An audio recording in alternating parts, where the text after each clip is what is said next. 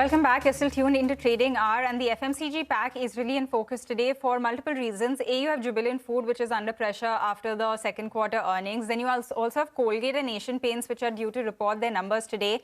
So to discuss all of this, we have with us Abneesh Roy of Nuvama Institutional Equities to take some questions. Abneesh, thanks for being with us on the show.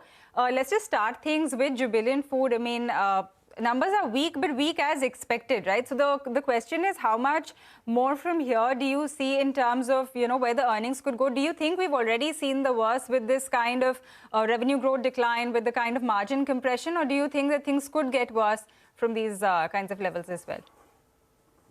Yeah, thanks. So yesterday we had Jubilant Food results. The results were mostly in line with the broader expectation and our expectation, but it was weak. So broadly, it was a mirror image of Q1. So the revenue growth was around 4%, and like for like, it was a negative -1%.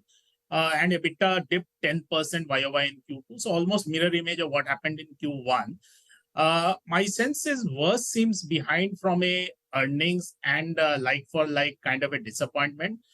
The issue is stock had run up. So that's why the stock is correcting, and there will be some cuts based on the Q2 results remaining weak. So we have also cut our EBITDA by 5%, and we have downgraded the stock yesterday from buy to hold because at our target price of around 541, we had very limited upside. So the stock had run up because of the expectation that World Cup will lead to benefit in Q3. My sense is it will lead to some benefit. Also, please note, the slowdown for QSR had started last year in December quarter. So we are entering a softer base. But the issue for Domino's and a lot of the other QSR is essentially two. We have seen hyper expansion by every QSR player. For example, Domino's is adding close to 200 stores this year and 50 net stores added in Q2. So hyper expansion between the QSRs, and a lot of the unlisted and local players in pizza are also ramping up. So we had released a note on La Pino's doing really well in a lot of the areas. And they're also advertising. Such players are advertising in the mass media. So that is the issue. On the positive side, gross margins and EBITDA margins have bottomed out. So we saw some expansion. Going ahead, dairy cost will correct. So that should benefit Domino's from a cheese cost perspective. So net-net, lack of operating leverage is the issue. But the worst is behind on margins and worst is behind on like for like. But we don't expect a very strong uptick from a next few quarters. Q3 should be better because of the World Cup and softer base. Okay, got that. So we'll watch out for that. Since we are a little short on time, Abneesh, let me ask you, the next question.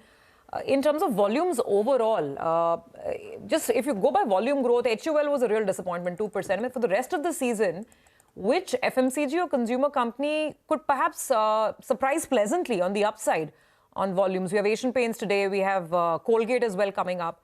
What's your expectation? Volume growth, not just in Q2, and then looking forward, who will be the volume stars in the second half, if at all?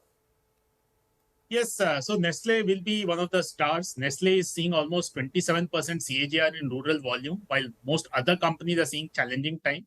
Tata Consumer also should do reasonably well on a console basis. International is doing well for them. These two companies stand out. Varun Beverage also quite decent.